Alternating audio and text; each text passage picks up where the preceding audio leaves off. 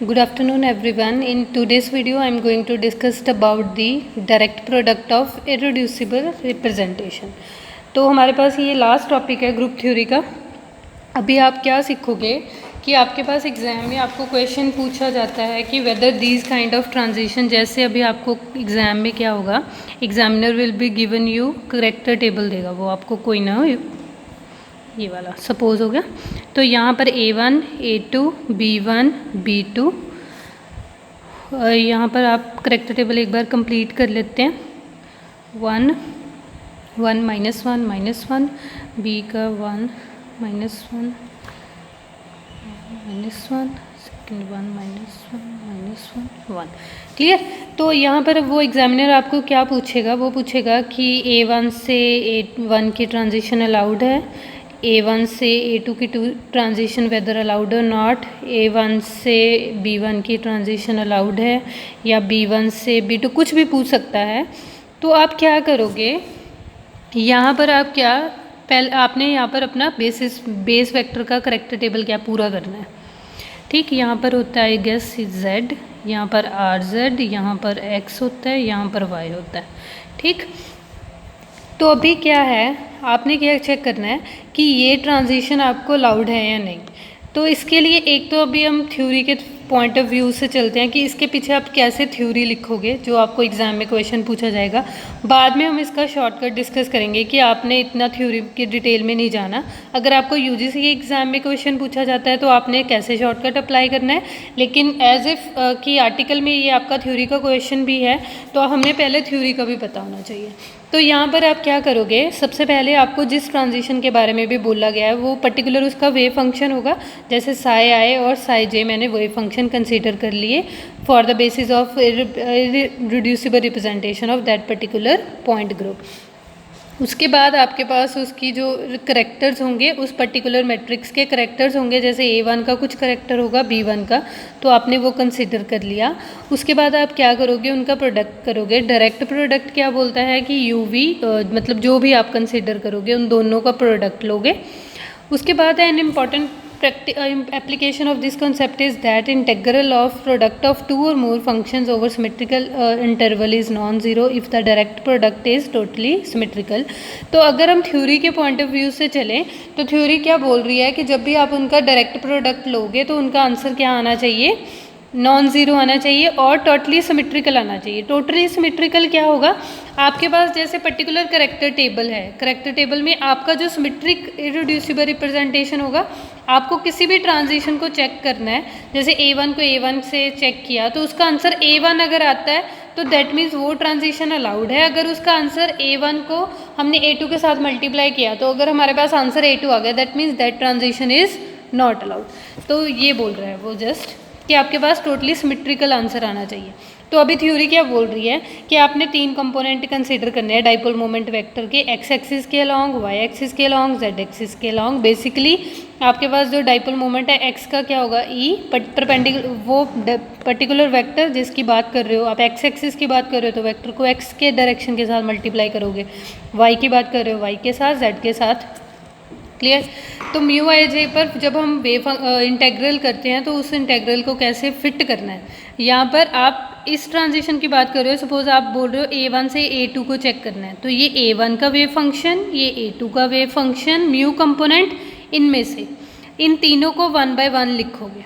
ठीक, उसके बाद अभी आप क्या चेक करोगे, the more specifically the transition will be allowed if at least one of the component is different from zero. अगर आपका कंपोनेंट ज़ीरो के अलावा कोई आता है तो वो ट्रांजिशन आपको अलाउड होंगी with respect to that rotation.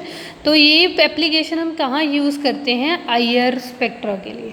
तो आपको पूछा जाएगा कि IR रीजन में ये वाली ट्रांजिशन अलाउड होंगी या नहीं होंगी, तो आप उसे कैसे चेक करोगे। तो यहाँ पर आपको ये दो वेव फंक्शंस दे दिए, साई आई, टो साई जे, म्यू को आप 1 बाय 1 हम तीनों कॉम्बिनेशन ले लेंगे। जैसे मैंने वाटर मॉलिक्यूल कंसीडर कर लिया, उसका C2V पॉइंट ग्रुप है, तो मेरे पास इररिड्यूसिबल रिप्रेजेंटेशंस क्या होंगी, A1 A2 B1 B2। तो मैंने उनमें से कोई एक ट्रांजिशन के बारे में सोचा कि कंसीडर की ट्रांजिशन चेक करनी है, हमने A1 से A1 अलाउड है या नहीं। तो उसे कैसे कंप्लीट करोगे, सबसे पहले आपने म्यू एक्स कंपोनेंट लिया, यानी कि यहाँ पर सेंटर में क्या फिट होगा, एक्स। ठीक। उसके बाद यहाँ सेंटर पे y कंपोनेंट के लिए यहाँ सेंटर पे y, z कंपोनेंट के लिए यहाँ पर सेंटर में z। अभी x का आंसर हमारे पास म्यू x का आंसर हमने चेक किया कि फॉर्मूला में हमने क्या बोला है, mu x will be equals to E x, यानी कि ई तो हमारा इलेक्ट्रॉन का चार्ज है, वो तो हमारा एक न्यूमेरिक वैल्यू है, तो x का वेक्टर मीन है। तो यहाँ पर अभी देखो हमारा जो x वेक्टर है वो किसके कॉरेस्पॉन्ड है, b1 के कॉरेस्पॉन्ड, तो मैंने यहाँ पर x को b1 लिख दिया। y वेक्टर हमारा किसके कॉरेस्पॉन्ड है, y आपका b2 के कॉरेस्पॉन्ड, तो यहाँ पर मैंने b2 लिख दिया। z आपका किसके कॉरेस्पॉन्ड है, a1 के कॉरेस्पॉन्ड। क्लियर। तो आपने इन तीनों को किया। अभी मल्टीप्लाई कैसे करोगे, मल्टीप्लाई सिंपल है, जैसे आपके पास न्यूमेरिक वैल्यू आती है। a1 को, a1 क्या है, 1 1 ही है, 1 को आप किसी के साथ भी मल्टीप्लाई करो, 1 को हमने 2 के साथ भी मल्टीप्लाई किया, आंसर तो 2 ही आएगा। दैट मीन्स यहाँ पर a1 को मैं b1 से मल्टीप्लाई करूँ तो b1 ही आएगा, a1 को मैं a2 से मल्टीप्लाई करूँ तो a2 ही आएगा, a1 को मैं b2 से मल्टीप्लाई करूँ तो आंसर b2 ही आएगा। तो सिंपल से सिंप्लीफाई करते हैं, b1 को a1 से मल्टीप्लाई किया, आंसर विल बी b1। अभी a1 और b1 को फिर से a1 को b1 से मल्टीप्लाई किया, आंसर b1। तो उसने क्या बोला कि ट्रांजिशन अलाउड होने के लिए क्या होना चाहिए, उसका आंसर क्या आना चाहिए, a1। ठीक। अभी आपने y कंपोनेंट चेक किया, आंसर क्या आएगा, b2, और इसके लिए a1, यानी कि हमारी a1 से जो a1 की ट्रांजिशन है वो अलाउड है, लेकिन किस कंपोनेंट के लिए, z डायरेक्शन के लिए, x और y के लिए अलाउड नहीं है, लेकिन z के लिए अलाउड है। क्लियर।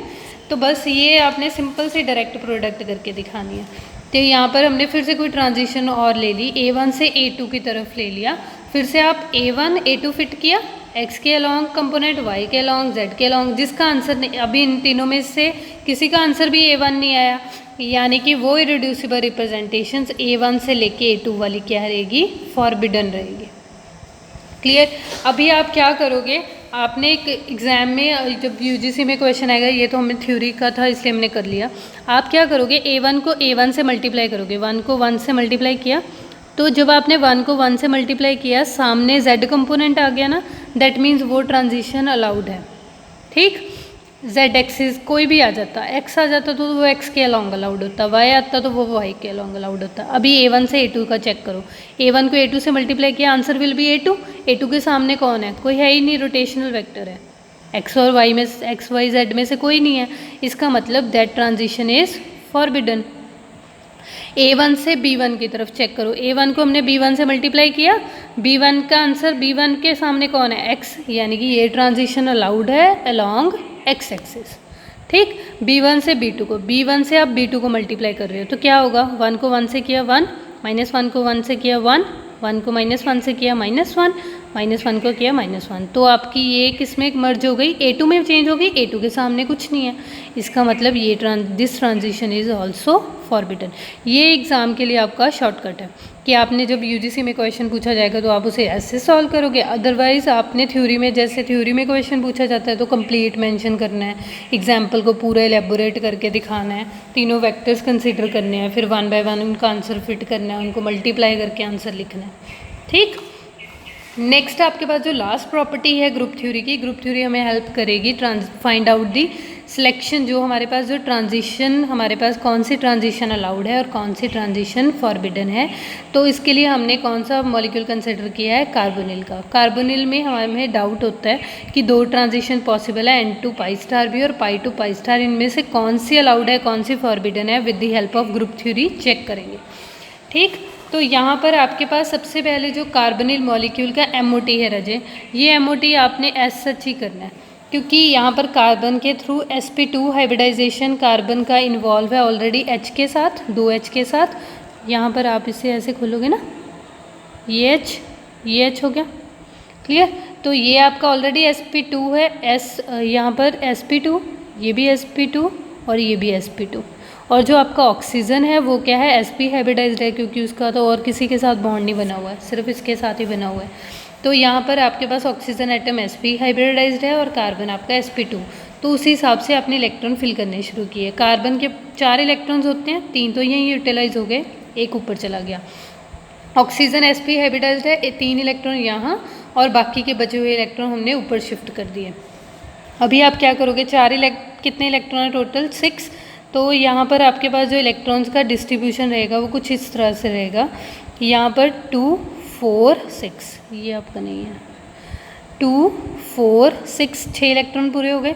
फिर उसके बाद यहाँ पर जो हमारे पास इलेक्ट्रॉन्स रहेंगे, सॉरी ये इलेक्ट्रॉन इसके हैं ना, 3 और 3 6 यहाँ पर पूरे करने हैं ये इलेक्ट्रॉन्स। तो ये MOT तो नीचे हमारे इंटरेस्ट का MOT क्या है, ये जो बचा हुआ है, 1 इलेक्ट्रॉन यहाँ, 3 इलेक्ट्रॉन यहाँ, तो टोटल 4 इलेक्ट्रॉन। ये पाई ऑर्बिटल में 2 चले गए, 2 नॉन बॉन्डिंग में चले गए। नॉन बॉन्डिंग किसका है राजे, ऑक्सीजन एटम का। ये MOT थोड़ा सा टिपिकल है क्योंकि कार्बोनिल के लिए हम नॉर्मल वे वाला MOT नहीं करते, जैसे हम मॉलिक्यूलर ऑर्बिटल डायग्राम +2 तक, +2 में शायद आपने की हो, H2 के लिए, Na2 के लिए, हीलियम 2 के लिए, तो वैसा MOT नहीं है इसका कार्बोनिल का, वो डिफरेंट है। तो sp2 के लिए अलग, फिर sp जो बचे हुए ये 4 इलेक्ट्रॉन्स है, हमारा इंटरेस्ट यहाँ पे है क्योंकि हमने ट्रांजिशन यहाँ से जज करनी है।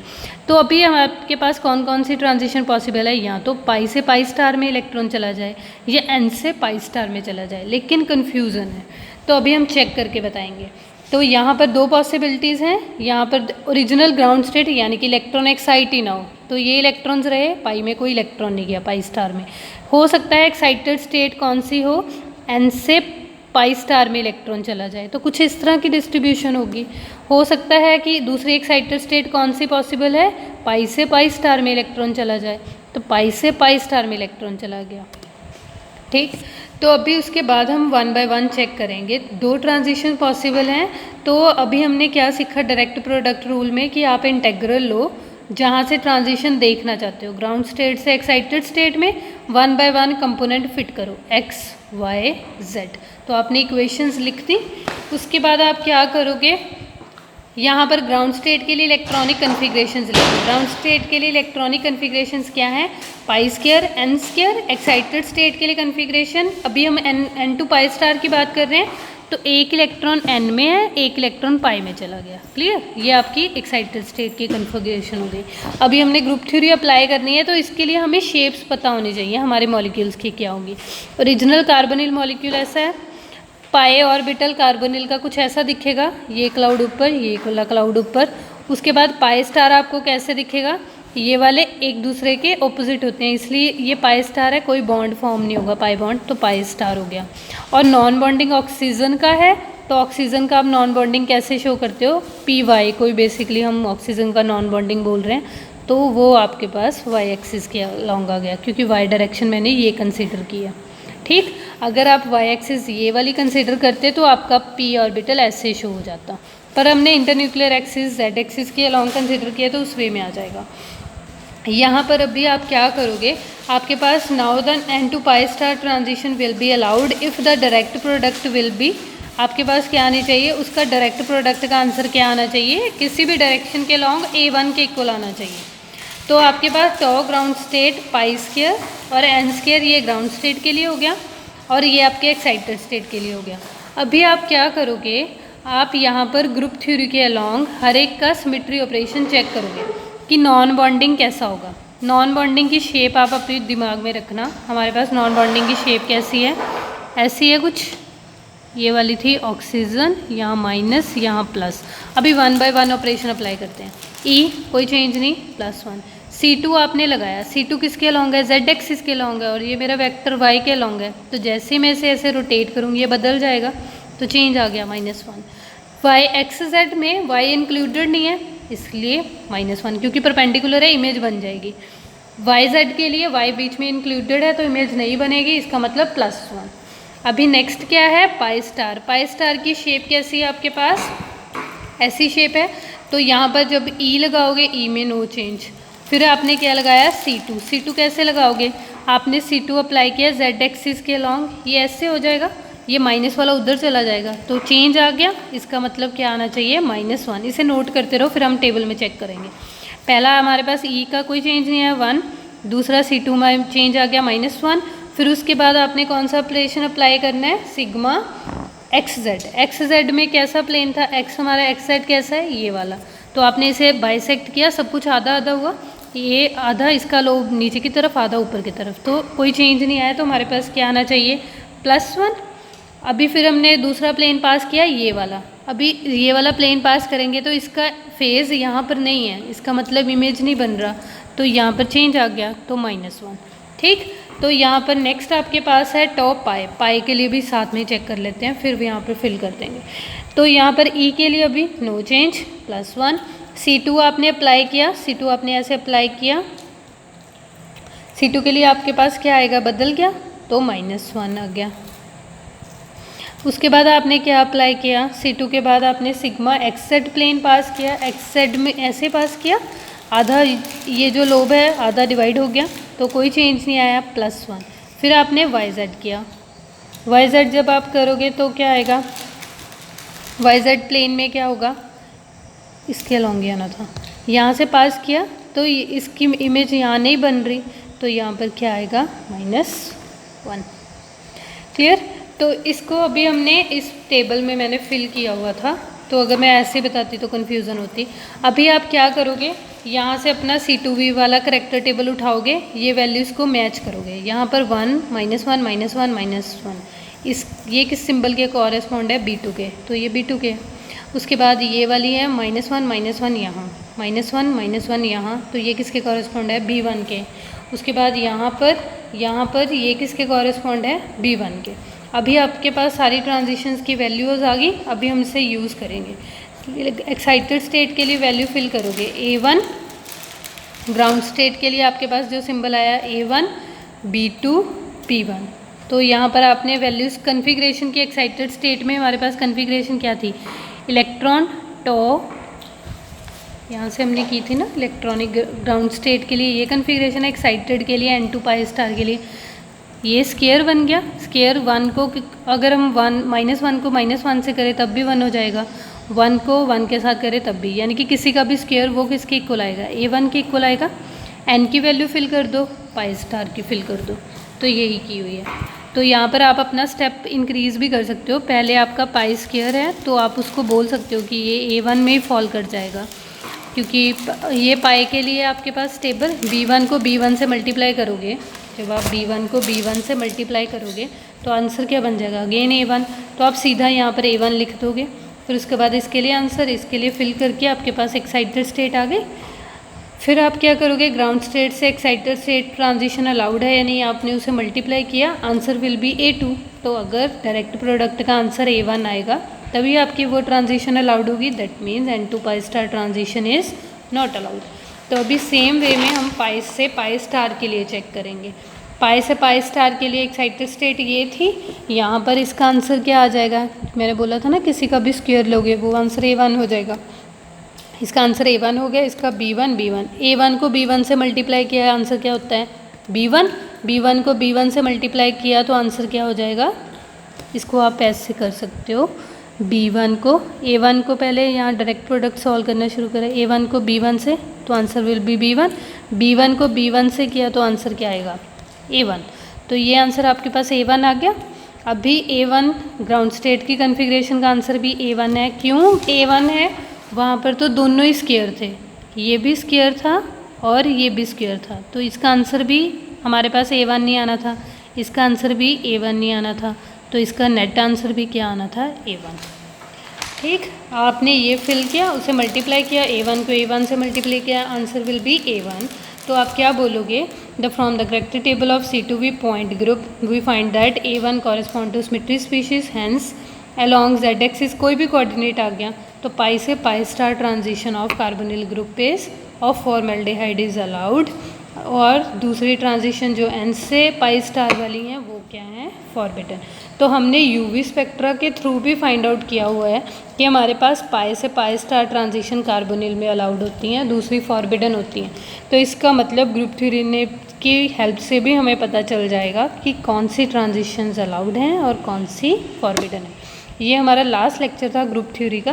That's all about this video. Thank you so much.